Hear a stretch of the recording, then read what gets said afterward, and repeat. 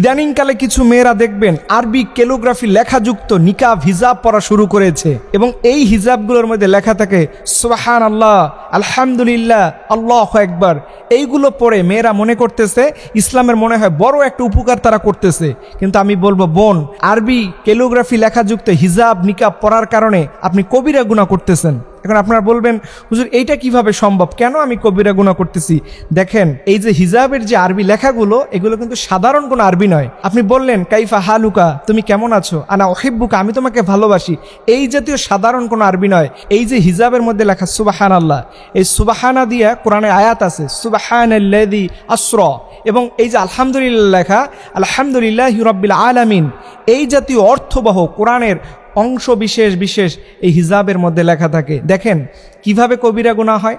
একজন মেয়ে যখন তার ওয়াশরুমে যেতে হয়, মনে করেন সে মার্কেটে গেল, ঢাকা শহরে গেল, যে কোনো জায়গায় গেল, হিজাব পরে আছে, বোরকা পরে আছে, তখন এই মেয়ে দেখবেন এই আরবি লেখা কোরআনের এই অর্থগুলো লেখা, কোরআনের আয়াতের অংশ বিশেষ লেখা নিয়ে সে বাথরুমের মধ্যে ঢুকছে। বলেন তো, এই আরবি কোরআনের ভাষা নিয়ে বাথরুমে ঢোকা জায়েজ আছে? এবং অনেক সময় নারীরা দেখবেন অপবিত্র থাকে, মেনস্ট্রুয়েশনাল পিরিয়ড হয়, নারীরা মাসে অসুস্থ থাকে, সেই সময় এই কোরআনের আয়াতে স্পর্শ করা টোটালি হারাম। এরপরে দেখবেন এই বোরকা মাঝে মধ্যে, হিজাব মাঝে মধ্যে ধুইতে হয়, ওয়াশ করতে হয়। এইগুলো যখন ওয়াশ করতে যায়, ধৌত করতে যায়, তখন দেখবেন এগুলো বাথরুমের ফ্লোরের মধ্যে ফেলে সাবান ব্যবহার করে ধুইতে থাকে। বলেন এই জাতীয় কাজগুলো করার পরেও এটা কি ইসলাম সমর্থন করতে পারে? আপনার বিবেক কি বলে? এর জন্য বোনদেরকে বলবো, বোন, আল্লাহর হাবিব সাল্লাল্লাহু আলাইহি সাল্লাম তিনি ইসলাম নামক শান্তির ব্যবস্থা নিয়ে এসেছেন। এখানে অতিরঞ্জিত কিছু করা যাবে না। সওয়াবের আশায় আপনি যেন গুনাহগার না হন, এটা অবশ্যই অবশ্যই আমার বোনদেরকে খুব ভালোভাবে মনে রাখতে হবে।